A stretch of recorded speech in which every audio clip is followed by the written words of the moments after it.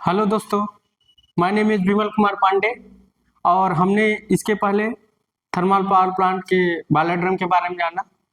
अब आगे वीडियो में हम लोग ये जानेंगे कि हमारे थर्मल पावर प्लांट में टरबाइन यूज किए जा रहे हैं, उस टरबाइन के बारे में जानेंगे।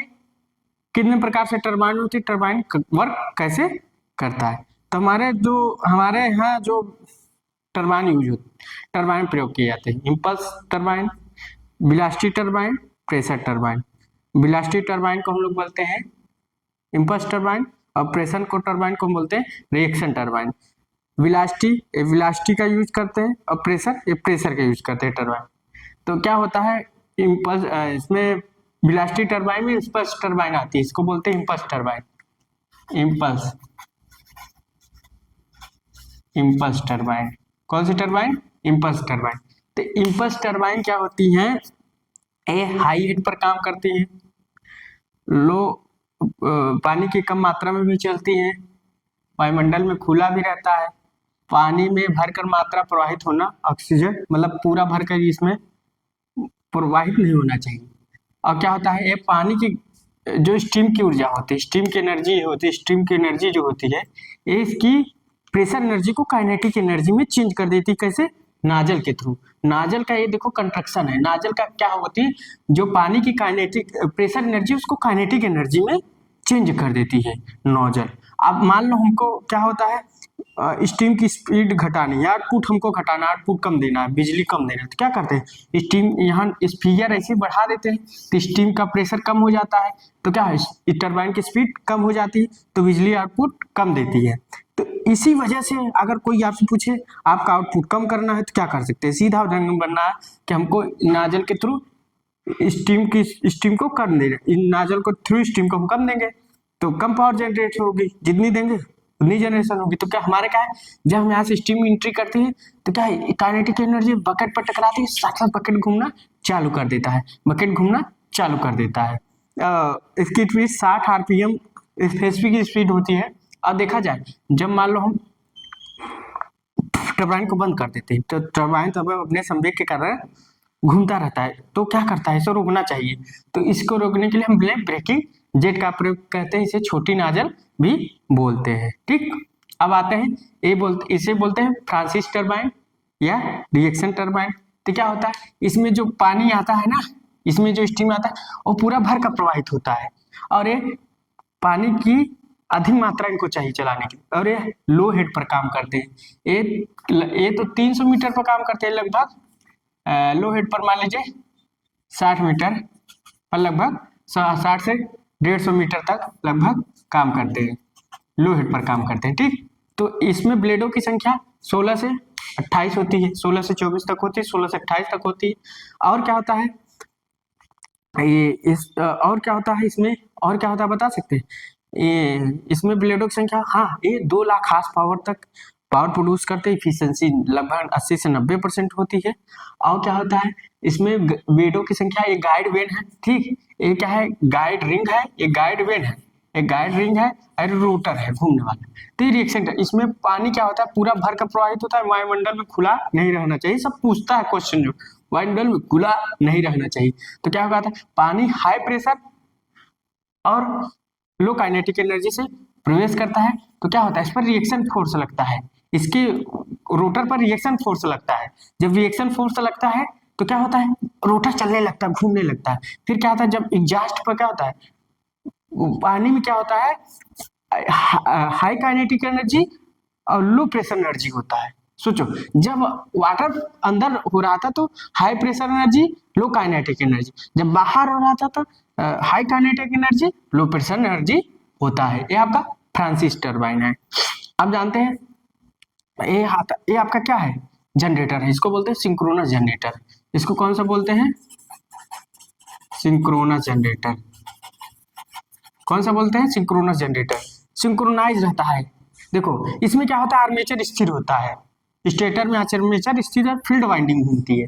हमने कहा था ना, आर्मेचर स्थिर रहता है, फील्ड वाइंडिंग घूमती रहती है। तो फील्ड वाइंडिंग को हम क्या करते थे, डीसी एक्साइटेशन देते हैं और स्लिप रिंग लगी रहती है, तो इसकी फील्ड एक्साइटेशन हो जाती है। तो यहाँ क्या होता है, यहाँ सेंट्रीफ्यूगल फोर्स लगता है, जो फ्लक्स होते हैं बाहर क्या होता है, A R Y B supply हमने दिया are Y B.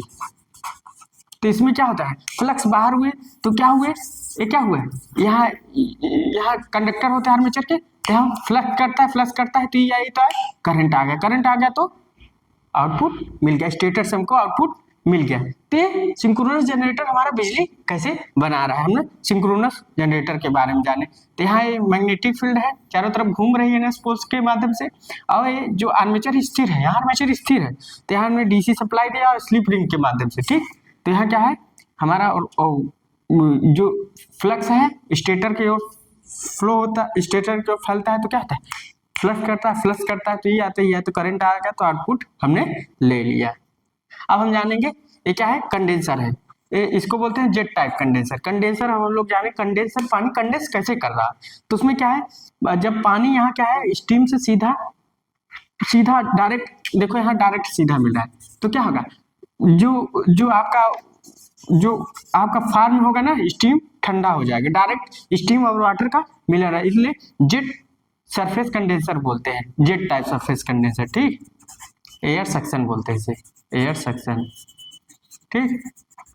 Jet type surface condenser बोलते हैं। यहाँ से कूलिंग वाटर लिए पंप के माध्यम से, यहाँ बफल प्लेट लगी होती है और यहाँ स्टीम से टकरा कर इसे ठंडा कर देते हैं, तो लिक्विड में चेंज हो जाता है। तो हमने आज जाना कि टरबाइन क्या होती हैं, कैसे वर्क करती हैं, क्या क्या लगा होता है, इस ब्रेकिंग जेट का काम क्या है, फ्रांसीसी टरबाइन क्या होती है, इम्पल्स टरबाइन क्या होती है, और क्या नाम है, सिंक्रोनस जनरेटर हमारा काम कर रहा है, कैसे बिजली दे रहा है। तो हम लोग आज जो वीडियो के बारे में जाने वो आपके हेल्पफुल वीडियो होगी, और आप लोगों ने जाना कि हमारे जो थर्मल पावर प्लांट में इम्पल्स रिएक्शन टरबाइन काम कर रहा है। इम्पल्स रिएक्शन क्योंकि हाई हेड पर भी काम करे, लो हेड पर भी काम करे, इसलिए ज्वाइंट मिक्सअप लगभग काम कर रहा है। तो यहाँ हमने जाना कि नाजल क्या होता है, नाजल हमारा क्या होता है, प्रेशर एनर्जी को काइनेटिक एनर्जी में चेंज कर, इसकी कंट्रक्शन है, ये इनकी कंट्रक्शन है, ये काइनेटिक एनर्जी से रोटर को घुमाता है।